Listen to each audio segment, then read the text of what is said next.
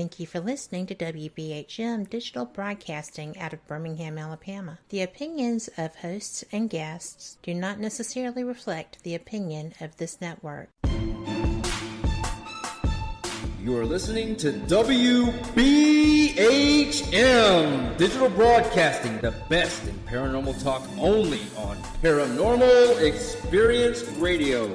Broadcasting live out of Birmingham, Alabama. This is Ghost Talk with 187 PI. Sit back and prepare yourselves for an adventure into the paranormal world with host Shelly Robertson and 187 PI research team. Ghost Talk is broadcasting live from Ohio's most haunted jail. Learn about their ongoing research at the jail and abroad, investigation techniques, and their personal encounters. Here is your host of Ghost Talk and 187 PI founder, Shelly Robertson.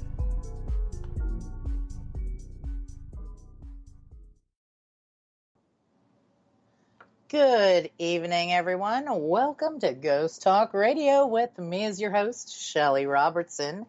Tonight, I have a very interesting show planned for you all. I will be discussing many different cryptids along with information about them, including legends and lore.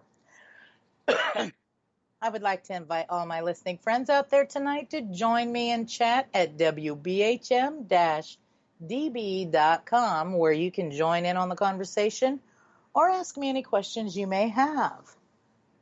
So, let's start off tonight's show with a little bit of background information, shall we? You know how I like to do that. First of all, cryptozoology, by definition, is the search for and the study of animals whose existence or survival is disputed or unsubstantiated, okay? That would be, an example would be like Loch Ness Monster or, the Yeti, okay? Zoology refers to the scientific study of animals. Cryptozoology, therefore, refers to the scientific study of hidden animals. In other words, cryptozoology is the study of animals whose existence has not been confirmed by the larger scientific community. Cryptozoologists, those who work in the field of cryptozoology, they research claimed sightings and folklore legends of these hidden animals, and they search for evidence of their existence, okay? Individuals working in this field spend most of their time trying to establish respected theories that can explain the claimed sightings of these mystery animals. Today, cryptozoology has become a popular interest, and it's even a topic of many television series. The academic community, well, they do not acknowledge cryptozoology as a true science. Instead, it is considered a pseudoscience, which means that it does not follow the scientific method. And we're all aware of how this works. That's much like paranormal research. They do not acknowledge it so much. Now, cryptozoology, it was originally founded in the 1950s by zoologists Bernard Hovelsmans and Ivan Sanderson. Now, while biologists regularly identify new species, cryptozoologists often focus on creatures from the folklore record, okay? Most famously, these include Loch Ness Monster, Bigfoot, Chupacabra, as well as so many others that they consider, beasts that can be labeled as monsters, right?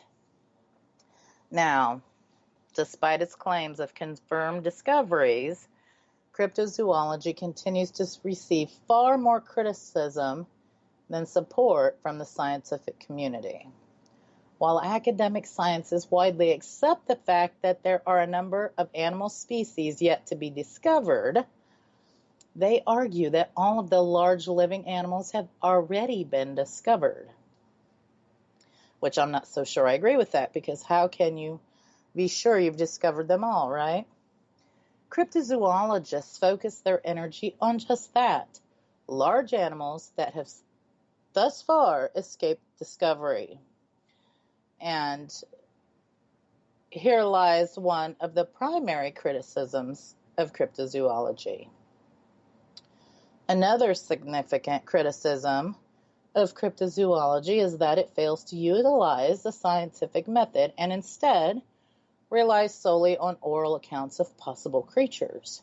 Additionally, cryptozoologists, they devote the entirety of their research to the existence of animal species that academics have long since deemed fictitious. Some individuals report that the study of cryptids is so deeply criticized that showing interest in the field could end a scientist's career. Cryptozoologists are often ridiculed and referred to as monster hunters rather than as legitimate scientists. Human gullibility is often credited with its popularity. Now, with all that craziness, some highly respected scientific academics have made somewhat positive references to cryptozoology. However, one example of this was when the Flores man was discovered in Indonesia in 2003. A paleontologist suggested that this find provided at least some proof that the creature of folklore may indeed be based on actual truth. In their search for these entities, cryptozoologists may employ devices such as motion-sensitive cameras, night vision equipment, and audio recording equipment. Much like, ghost hunting. While there have been attempts to codify cryptozoological approaches, unlike biologists, zoologists, botanists, and other academic disciplines, however, there are no accepted uniform or successful methods for pursuing cryptids. Some scholars have identified precursors to modern cryptozoology in certain medieval approaches to the folklore record. And the psychology behind the cryptozoology approach has been the subject of academic study. And going further in this, there's few cryptozoologists who have a formal science education, and fewer still have a science background directly relevant to cryptozoology. Now, that's not saying all. Of course, there are some people, there are a few, but the majority of it is just like any other, pseudoscience type of field, right? So it's also treated much like ghost hunting. Now, don't get me wrong. I myself am not discrediting cryptozoologists in any way. I'm talking about how it's viewed in the scientific community. And honestly, I have no doubt that there are unknowns out there, and I would be fooling myself to say that there is nothing left to be discovered, right? While I've never, to this date, had any experience with a cryptid, I cannot say that some of these couldn't or don't exist. I'm sure some of them do, right? And with all that being said, let's take a look at some of the cryptids that have been reported out there. Some very popular, and there may be a couple that you might not be aware of. Our search for these elusive creatures takes us to West Virginia to talk about the famed Mothman. And I'm sure a lot of you have heard of the Mothman. Now, the Mothman is classified as a winged bipedal and often described as a humanoid figure around 7 feet tall with a massive wingspan and hypnotic glowing red eyes. And this Mothman is reportedly seen in the Point Pleasant area of West Virginia. And It was first seen November 12th, 1966 to December 15th, 1967. Okay, first of it. And it was on November 12th, 1966, 5 men who were digging a grave at a cemetery near Clendenin, West Virginia, claimed to have seen a man-like figure fly low from the trees over their heads. This is often identified as the first known sighting of what became known as the Mothman. Shortly thereafter, on November 15th, 1966, 2 young couples from Point Pleasant, it was Roger and Linda Scarberry and Steve and Mary Malliott, they told police they saw a large gray creature whose eyes glowed red when the car's headlights picked it up, right? They described it as a large flying man with 10-foot wings following their car when they were driving in an area outside of town, okay? Now, during the next few days, other people reported similar sightings. Wildlife biologist Dr. Robert Smith at West Virginia University, he told reporters that descriptions and sightings all fit the sandhill crane. Now, the sandhill crane is a large American crane, almost as tall as a man, with a 7-foot wingspan featuring circles of reddish coloring around its eyes. And that bird may have wandered out of its migration route. Now, this particular crane was unrecognized at first because it was not native to this region. So, after the December 15th, 1967 collapse of the Silver Bridge and the death of 46 people, the incidents gave rise to the legend and connected the Mothman sightings to the bridge collapse. Now, some other reported sightings of the Mothman is near the Twin Towers before the collapse in New York City after the hijacked plane struck them.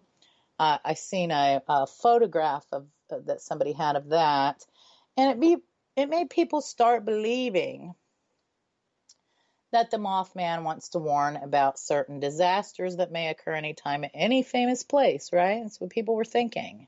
So not only in Virginia, the Mothman is said to be sighted in different parts of the world.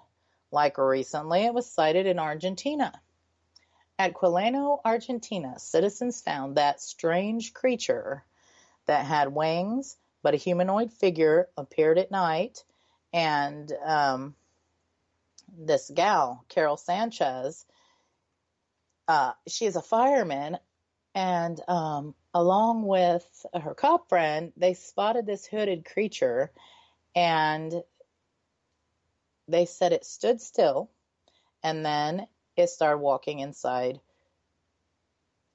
of the dark terrain up ahead of them, right?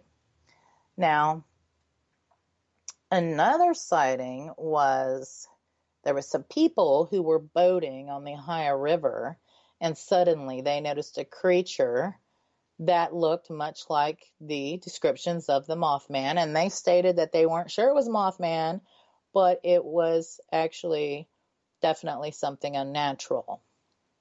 Now, there's a common belief that the Mothman is associated with disaster. Whenever there's any big disaster, Mothman has been sighted by someone, and they compare it to the collapse of the Silver Bridge in West Virginia, or the 9/11 disaster. And there was this incident in Germany. So we're going all the way to Germany now. People saw something flying in the sky there, and descriptions fit. They thought it was the Mothman. And, you know, people are thinking it's associated with some kind of disaster. But when no disaster happened, the people who spotted it, they were thinking maybe, you know, it was not the Mothman, right? And they're like just wondering if some disaster is still about to happen. So, moving along, there's been so many sightings of this Mothman. In September 2006, in La Crosse, Wisconsin, there was this fella by the name Awahali, and he was a Cherokee man. Him and his son were driving down an isolated stretch of road at night when the Mothman attacked them. And Awahali shared his encounter, right? He told how the creature flew alongside and then directly in front of their windshield, close enough to touch.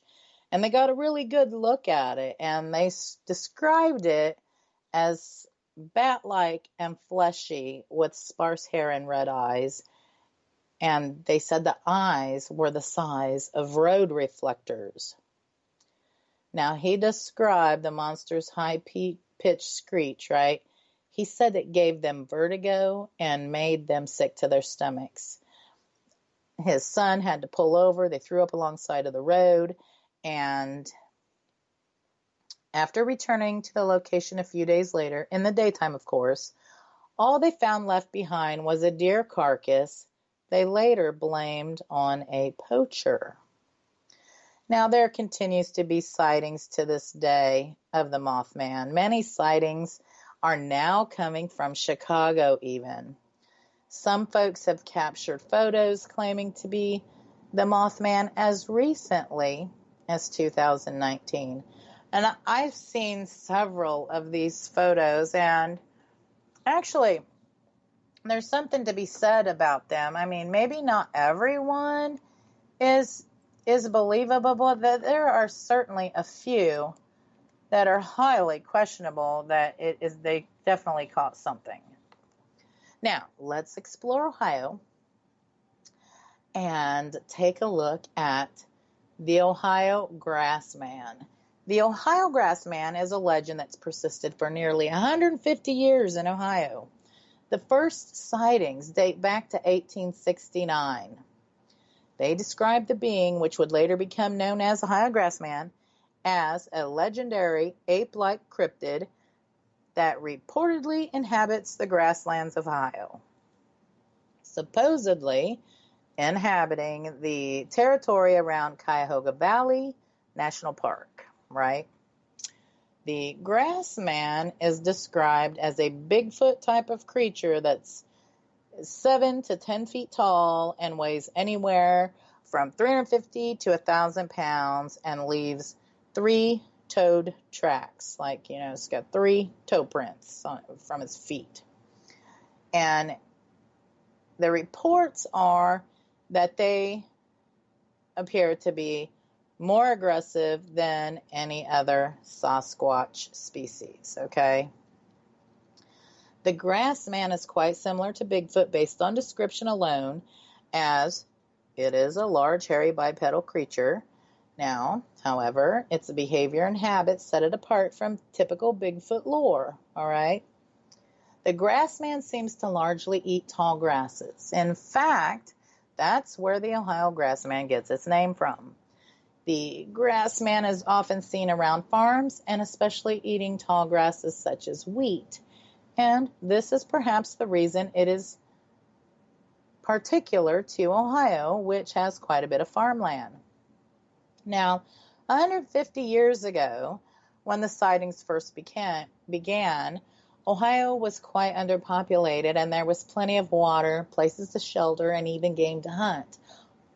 Although it appears the Grassman's main diet is wheat and other farm products, when these are no longer available, they could hunt game, which is plentiful. Many Grassman sightings include more than one Grassman. Like, there's several. They travel in a pack. And it's reported that mothers have even babies, which I find that very interesting. The first prominent sightings of the Grassman occurred in a small village of Minerva, Ohio, in August of 1978, when the grandchildren of Evelyn and Hal Clayton, along with their friends, ran inside because the children said that they seen something that looked like a monster in the gravel pit outside. And with that, folks, we'll finish up this story when we come back after this short break. You are listening to Ghost Talk Radio on WBHM-DB, Birmingham, Alabama.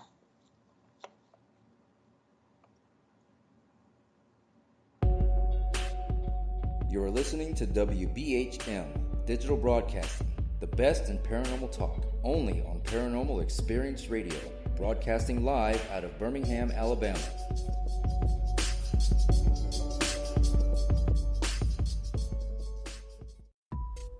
Since 1948, Fate magazine has brought you reports of the strange and unknown, all of them true. Fate Radio is carrying on that tradition, bringing you the unusual, macabre, strange, and bizarre. Join host Kat Hobson Sunday nights from 8 to 10 p.m. Eastern on WBHM Digital Broadcasting.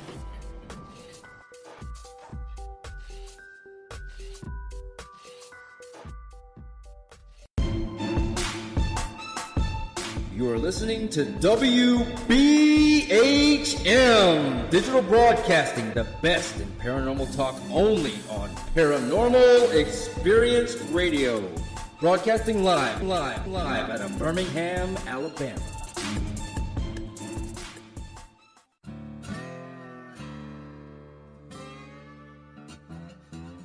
Oh, come on. I'm Southern, but...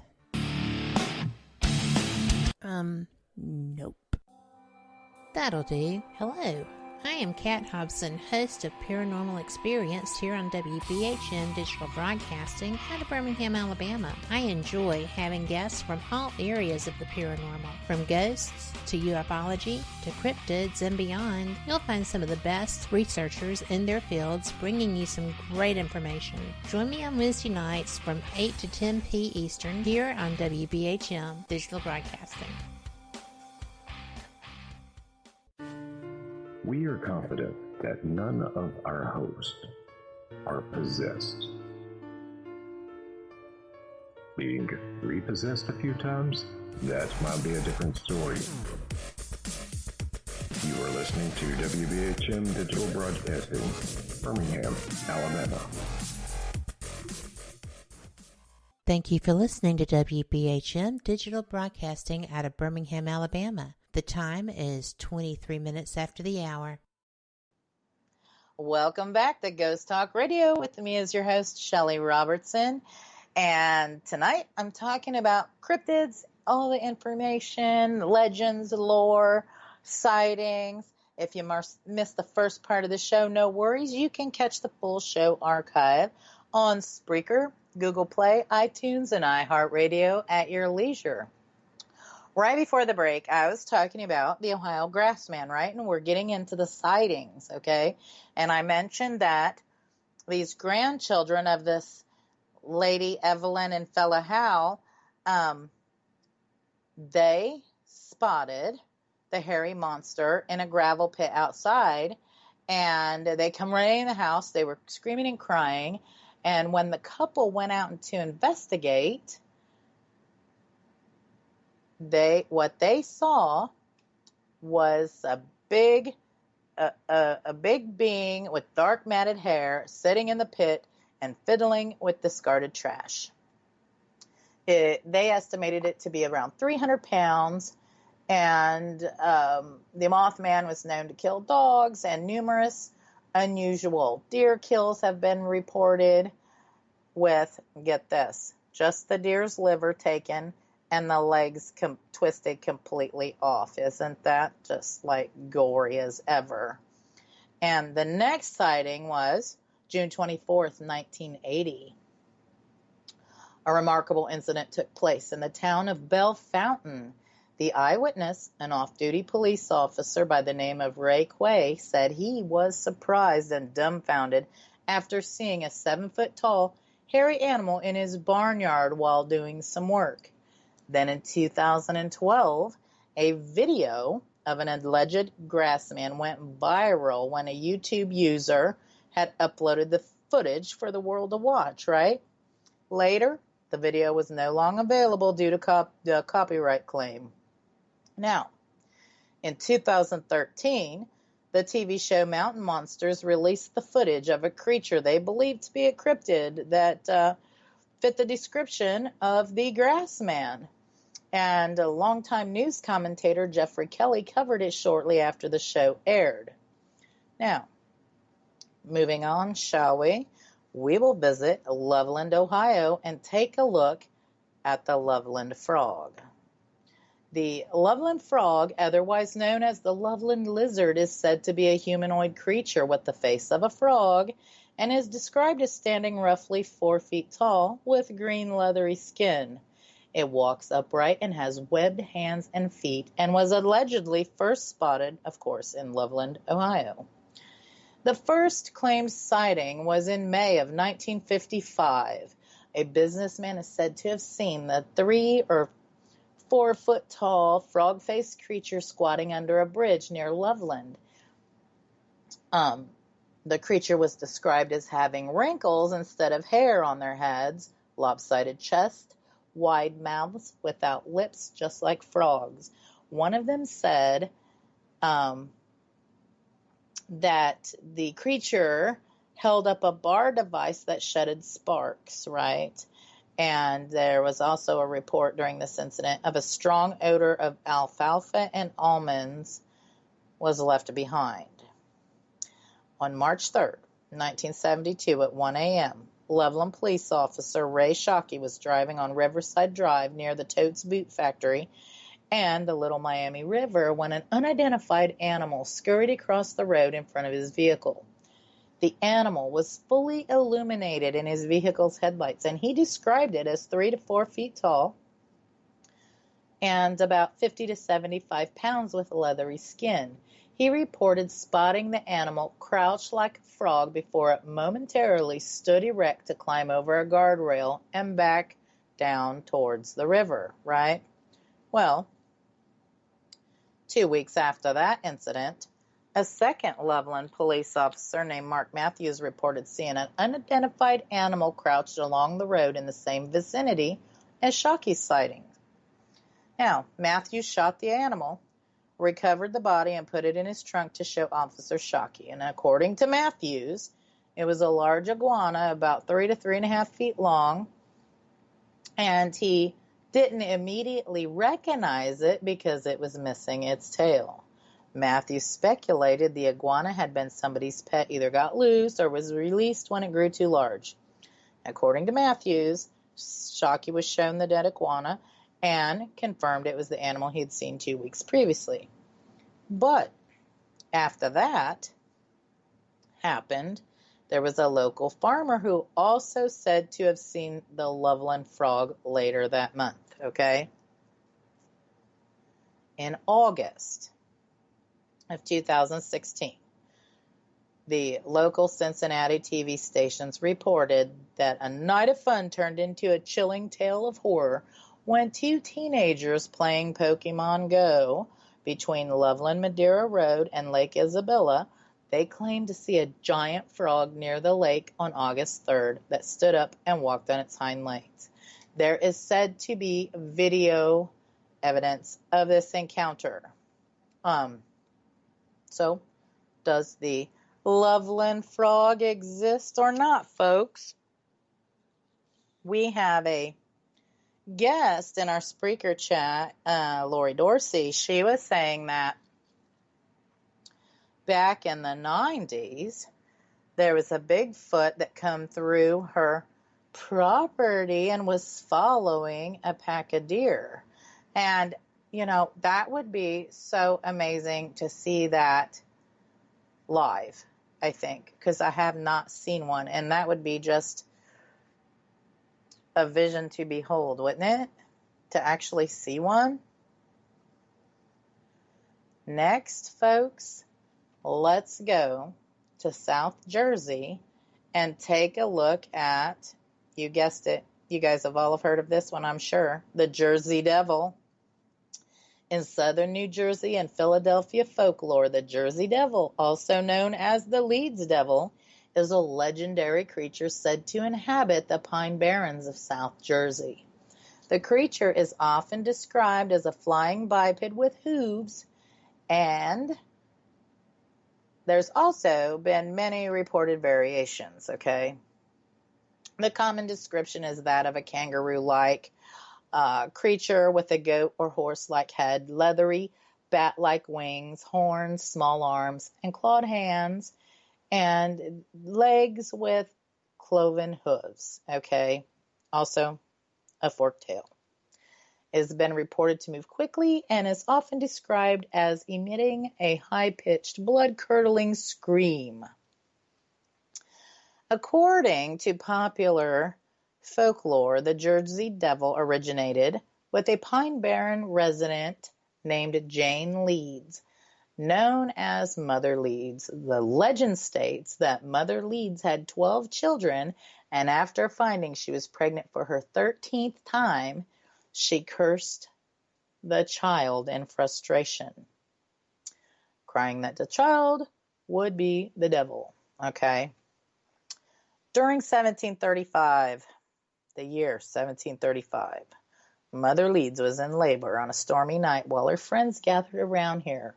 Okay, so the child was born normal, but after it was born, the child changed to the creature with hooves, a goat head, bat wings, and a forked tail.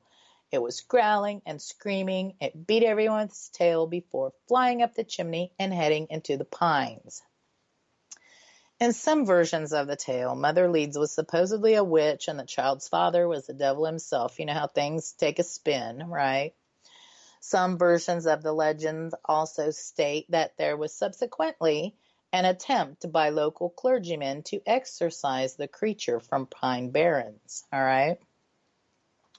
Obviously, that was not successful because there had been many sightings since.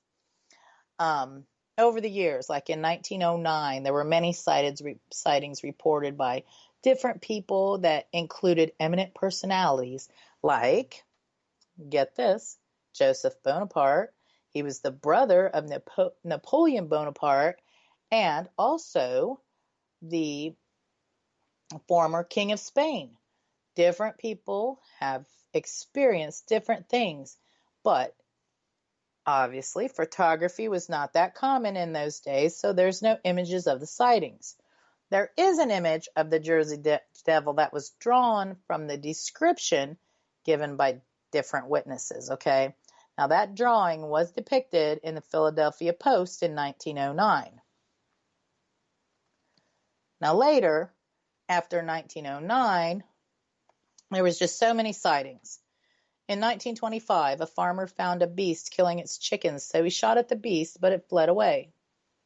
During 1961, tracks were found where the scream of an animal had been heard. People became so afraid of the incidences that were happening and being reported that wealthy merchants offered an amount of $250,000 to anyone who could catch the devil. Now, a sighting that was recorded during the 1980s when a group was driving through the Pine Barrens, okay, and they found something running in front of them that matched the descriptions of the Jersey Devil that they had been hearing since childhood. So, that was reported in the 1980s, right?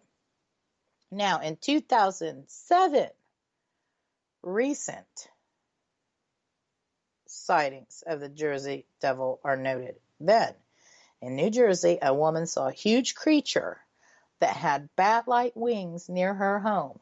During the same year, a young man who was driving past the Mount Laurel and Moorestown area had a similar sighting. So, another sighting that was seen by Dave Black, he was a Little Harbor resident. It was on Route 9. He was driving along the golf course when he saw the beast. He took his cell phone and started taking pictures, and he actually captured it in a photo.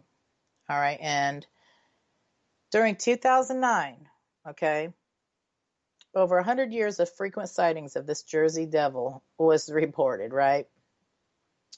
A New Jersey citizen claimed that they had seen the Jersey Devil while driving toward Woodstown during the night. He thought it to be a deer. He slammed on his brakes, and then he found that the creature could fly. It disappeared in the woods. So it's still being spotted, and obviously no one has captured one. In cryptozoology, the Jersey Devil is one of those weird creatures that many investigators prefer to ignore, okay? When it is thought to be an undiscovered species of animal, it is generally classified as a living pterodactyl, perhaps a genus similar to the Dimorphodon, all right? And I find that also very interesting. And I have seen a couple of photos that fellow from the golf course, I did see a couple of those, and it was very interesting. Now let's visit Lee County in South Carolina and take a look into the lizard man of Scape-Ore Swamp, all right?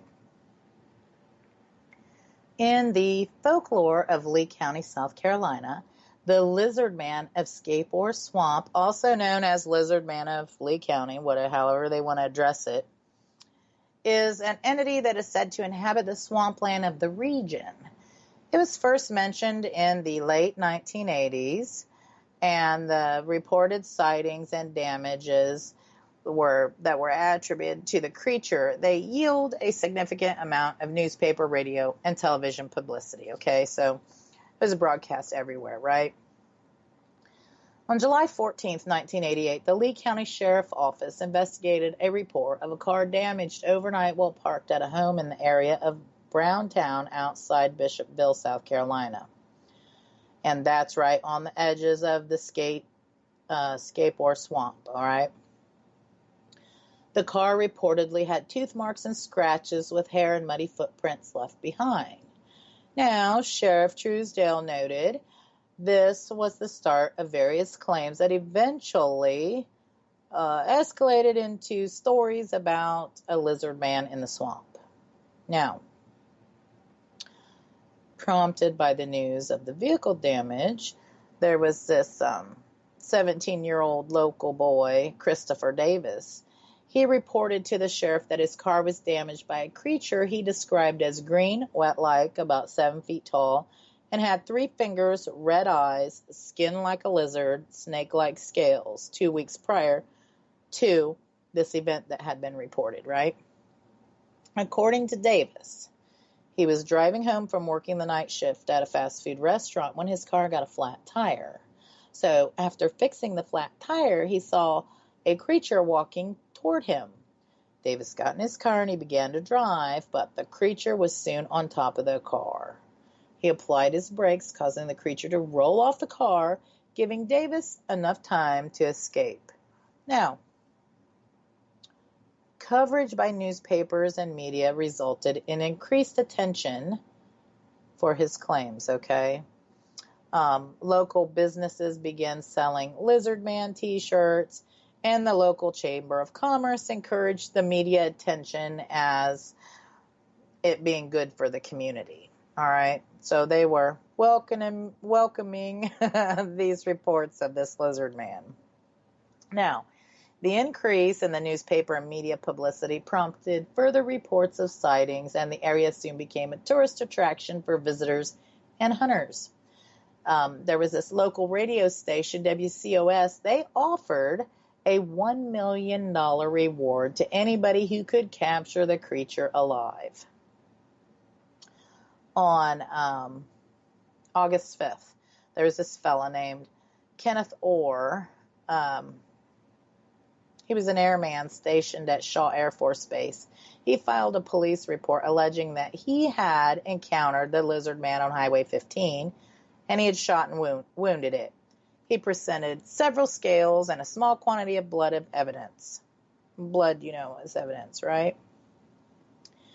Orr recanted this account 2 days later when he was arraigned for unlawfully carrying a pistol and the misdemeanor offense of filing a false police report. According to Orr, he had hoaxed the sighting in order to keep the stories about the lizard man in circulation. Reports of the creature gradually declined at the end of the summer. Local law enforcement and officials speculated that the sightings were likely to have been caused by a bear, right? In 2008, CNN mentioned the lizard man legend in a story about a couple in Bishopville, South Carolina, who reported damage to their vehicle, including blood traces, right? The blood traces were subsequently found to be from a domestic dog, though the local sheriff suggested it might have been a coyote or a wolf.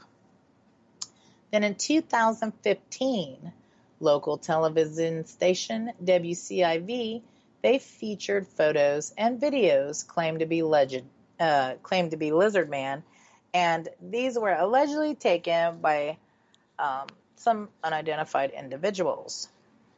Then in August of 2017, the South Carolina Emergency Management Division sent a humorous tweet regarding possible paranormal activity during the solar eclipse that passed over the area, hinting that people of Lee and Sumter County should remain vigilant for sightings of the lizard man.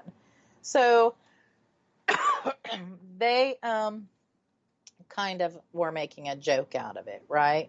So in 2010, the TV program Destination Truth featured the legendary creature. The lizard man has also appeared on sci-fi show Fact or Fake in an episode titled Reptile Rampage. The original story ran in more than 100 newspapers across the country. And since 2015, new photo and video footage have emerged purporting to show South Carolina's mythic swamp monster known as Lizard Man that was first spotted nearly 30 years ago. Local legend has it that Lizard Man is 7 feet tall and is a reptilian creature. It was like this woman stepped outside of her church and she seen the creature. Then she went and grabbed her cell phone and she snapped a picture of it. Okay, the resulting image depicted a muscular, upright humanoid with 3 clawed toes on each foot and clawed fingers. And a day after this alleged encounter, a man came forward with a video. The 24-second clip appears to show a tall, dark figure with a long tail darting into the trees. Now, I have seen the photo, and the photo looks questionable to me. It doesn't look real, okay? I can't say whether it was real or not, but it's questionable to me. And I've seen the video clip, and it looks like something odd indeed. The clip is compelling. You'll all have to look it up and then judge that for yourselves, right? And with that, folks, we have to take a short break. You've been listening to Ghost Talk Radio on WBHM-DB, Birmingham, Alabama. You're listening to WBHM Digital Broadcasting, the best in paranormal talk, only on Paranormal Experience Radio, broadcasting live out of Birmingham, Alabama.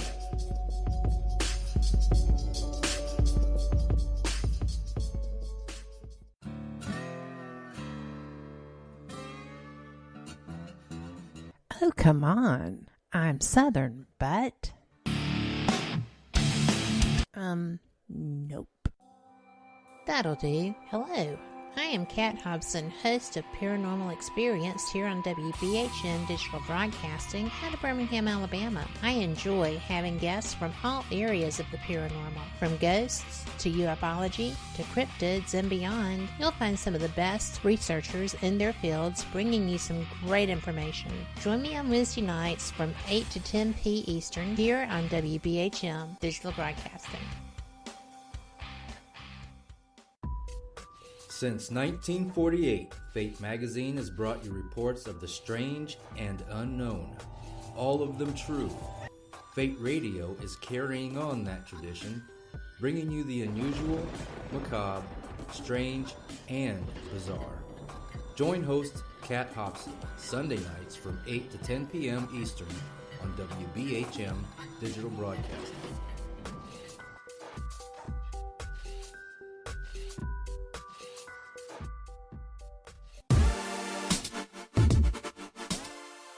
listening to WBHM Digital Broadcasting, the best in paranormal talk, only on Paranormal Experienced Radio, broadcasting live out of Birmingham, Alabama.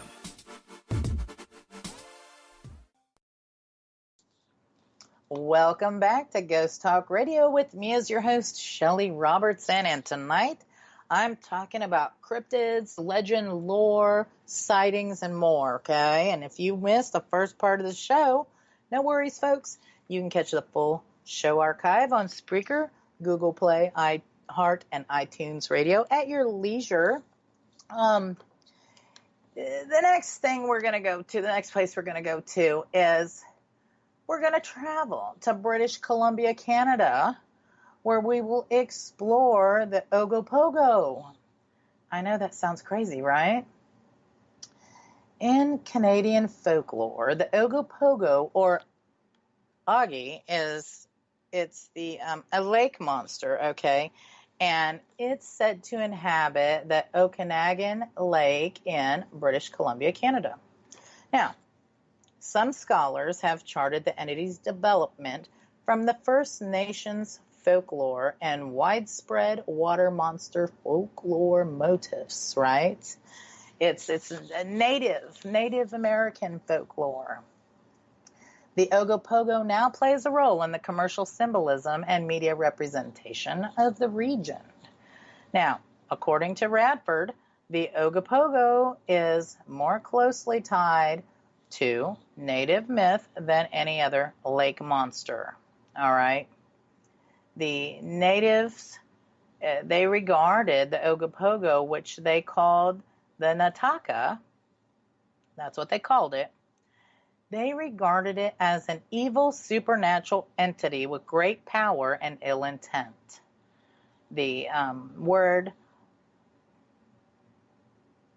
Nataka has various translations, such as water demon, water god, or sacred creature of the water. Okay. Now, in native lore, the Nataka demanded a live sacrifice for safe crossing of the lake. For hundreds of years, First Nations would sacrifice small animals before entering the water, right?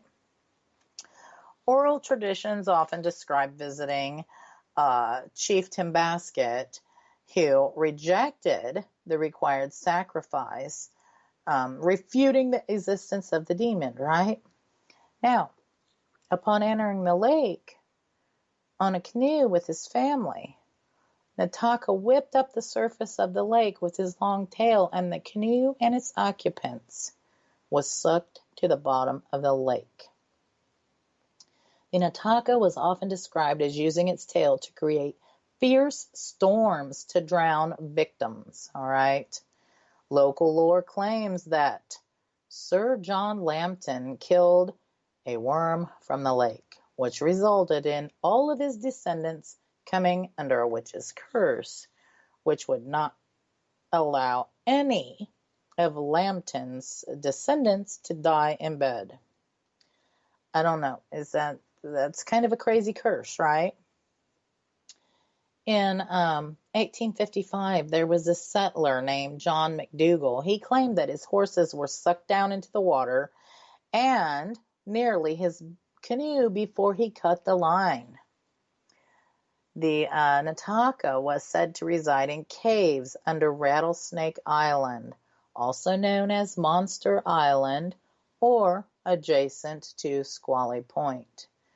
Now, there was this gal, Susan Allison. She had a sighting in 1872, which was the first detailed Ogopogo account from a white settler. She was the first non-native person to live in the region, establishing relations with the native people. And that was the first non-native sighting.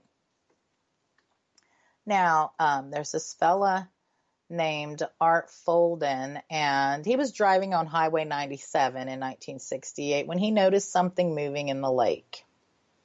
He pulled off the road. He filmed what he claimed to be footage of the alleged creature showing a large wake moving across the water. Now, this fella Art, he estimated that the Ogopogo was 300 yards offshore. Okay. A computer analysis of the footage, it concluded it was a solid three-dimensional object, and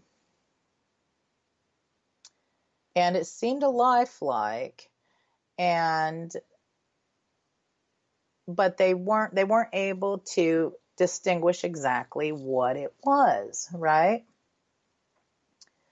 Now, a 2005 investigation conducted by Benjamin Radford with Joel Nichol and John Kirk for the National Geographic Channel for that TV show that's called Is It Real?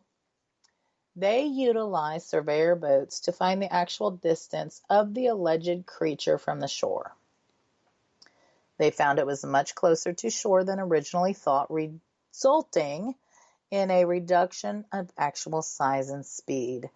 They concluded that it was likely a real animal, but its size had been greatly overestimated, and that it was probably like maybe a waterfowl, an otter, or a beaver, and it was definitely too far away to be identified. So, here we go. In the 1980s, a local tourism agency offered a cash reward for a proven sighting of the beast. Greenpeace announced that the beast must be filmed and not captured.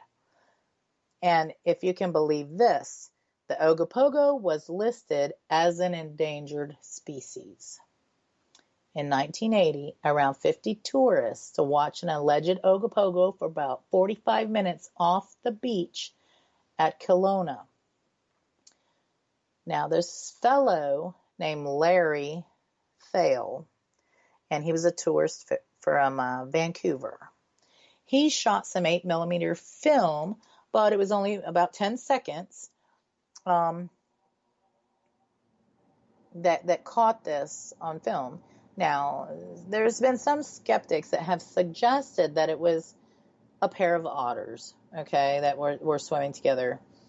And then we get to 1998, and John Kirk, he reportedly saw an animal which was 35 to 40 feet long and consisted of 5 sleek jet black humps with a lashing tail. All right. He believed it to be traveling around 25 miles an hour. Okay. And so then we get to July 24th of 92.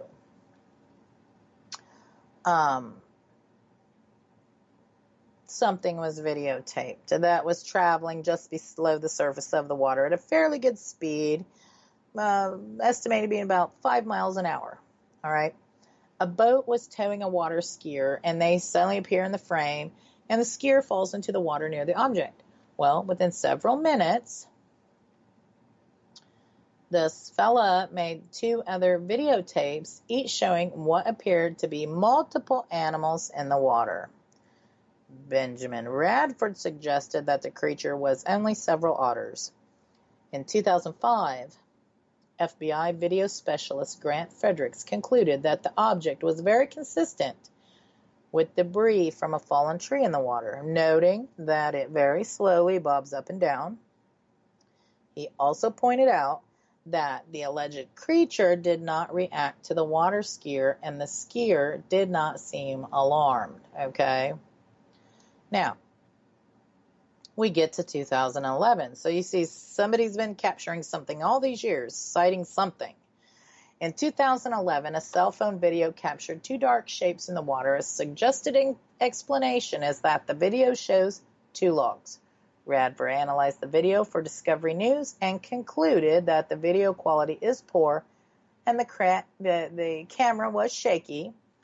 But a closer look at the 30-second video reveals that instead of one large object, there are actually 2 shorter objects, and they seem to be floating next to each other at slightly different angles. There's no humps, no head, no form, only 2 long, darkish, more or less straight forms that appear to be a few dozen feet long. So, they concluded that it looked kind of like floating logs, and their explanation is that would be likely because the lake has tens of thousands of logs that are harvested by the timber industry floating just under the lake's surface. That happens all the time. So in September 2018, there was reportedly 3 sightings, one of which was described as a giant snake that was about 49 feet long. So, does the Ogopogo exist or not? I will let you guys be the judge of that. Now let's travel to the high seas to explore the Kraken. The Kraken is a legendary sea-like monster of gigantic size in Scandinavian folklore. According to the Norse sagas, the Kraken dwells off the coast of Norway and Greenland and terrorized nearby sailors. Authors over the years have postulated that the legend may have originated from sightings of giant squids that grow 40 to 50 feet in length. That's huge. The sheer size and fearsome appearance attributed to the Kraken have made it a common ocean-dwelling monster in various fictional works, of course. Now, the Kraken has been the focus of many superstitious sailors passing the North Atlantic, and especially sailors from the Nordic counties due to the proximity and its Scandinavian origin. Now, throughout centuries, the Kraken has been a staple part of sailor superstition and myths, and it's been heavily linked to a sailor's ability to tell tall tales, right? Now, the original word, Kraken, that became taboo, right? As it was believed it could summon the creatures. The Kraken was extensively described by Eric Pontoppidan. He was a bishop of Bergen in his natural history book, which is the first attempt at the natural history of Norway, Copenhagen, 1752, right? Now, Pontoppidan made several claims regarding Kraken, including the notion that the creature was sometimes mistaken for an island, and that the real danger to sailors was not the creature itself, but rather the whirlpool left in its wake. However, Pontoppidan also described the destructive potential of the giant beast. It is said that if the creature's arms were to lay hold of the largest man of war, they would pull it down to the bottom of the sea. Now, according to Pontoppidan, Norwegian fishermen often took the risk of trying to fish over the Kraken since the catch was so plentiful.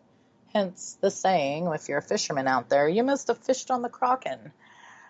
Pontoppidan also proposed that a specimen of the monster, perhaps a young and careless one, was washed ashore and died in Ostog in 1680.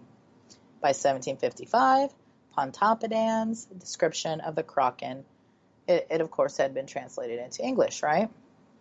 In 1802, this French fella, he recognized the existence of 2 kinds of giant octopus, and it was an encyclopedia description of mollusks, right?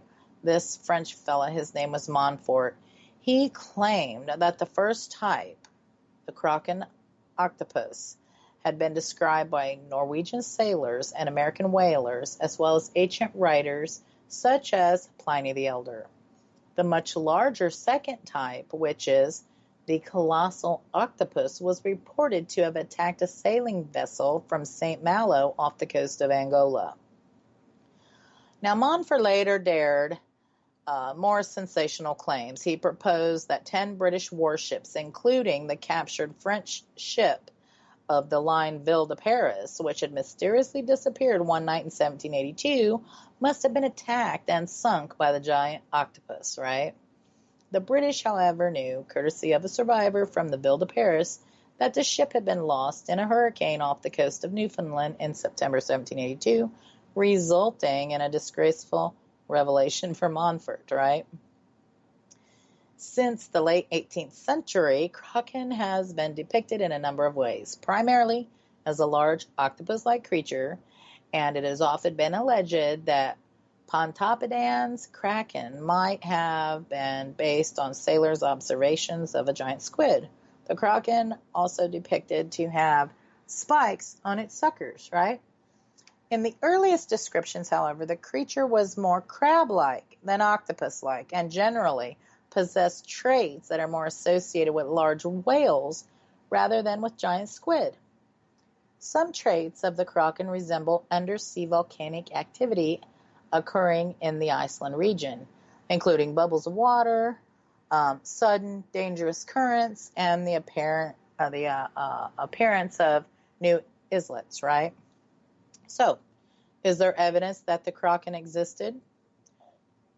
Although there's no evidence that the Kraken exists in modern times, it may have existed back in the Triassic.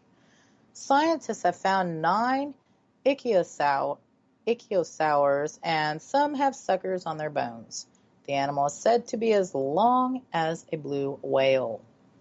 There's this conspiracy theorist that claims to have spotted this mystical Kraken swimming off the coast of Deception Island near Antarctica. Now, he was using Google Earth.